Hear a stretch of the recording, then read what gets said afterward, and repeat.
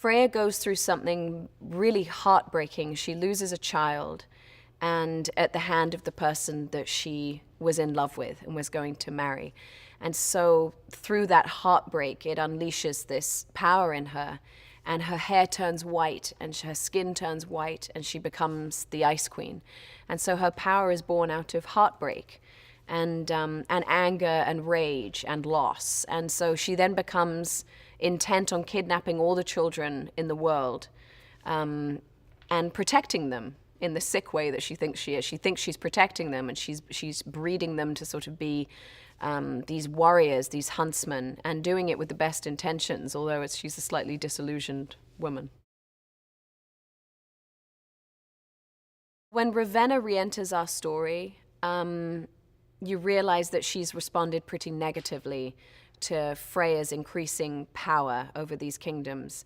And you see the sibling rivalry come back in full force. And Ravenna wants her kingdom back. She wants her throne back. She wants to be the best, the most powerful, the most beautiful. And so that's where it becomes a sort of power battle between the two queens. Well, it's an incredibly dramatic scenario to see these two powerhouse queens go to battle. I think that will be really exciting for audiences. It was certainly the reason why I wanted to do the film, is that not only are you really capturing a very truthful dynamic between siblings, but you're also seeing it on an incredibly kind of heightened, fantastical scale. And so I'm excited for people to see that.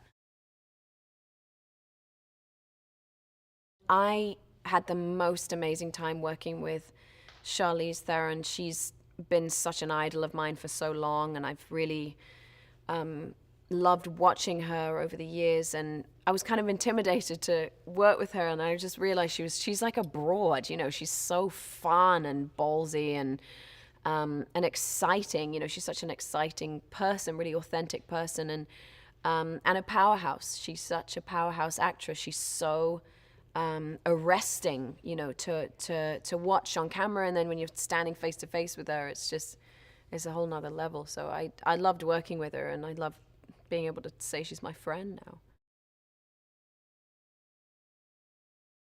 I was so thrilled that there were so many strong female roles in this film. I mean, that was the appeal when I first read the script. I just thought, what an amazing movie for women. And they're all very different. They all have their own strengths and weaknesses. They're all fallible in some ways. And I think that to have three incredibly defined, sort of complicated female roles in a fantasy movie is what's unique about this. I knew Chris Hemsworth socially, but I'd never worked with him, and I always loved hanging out with him. Like, he's so much fun and doesn't take any of it seriously. He's I think he's one of the easiest actors to work with out there. And he's really good at what he does. You know, he really, really knows how to capture that sort of action hero romantic lead. He just has all the tricks in spades. And seeing him in the physical stuff, like when I'd see him do the fight scenes, it comes so effortlessly to him. It looks like he's like a pro at martial arts, and it just looks so easy. You almost want to kill him. It's like so easy for him to do this. I love working with her. She cares so deeply about your character and what the character might be feeling in a specific scene. She'll kind of dress you in a stronger sense if you're at your most powerful, or a more vulnerable sense if you're starting to lose power, you know. And I think that she thinks about those things, and that in turn transports you to exactly the right place you need to be in as an actor.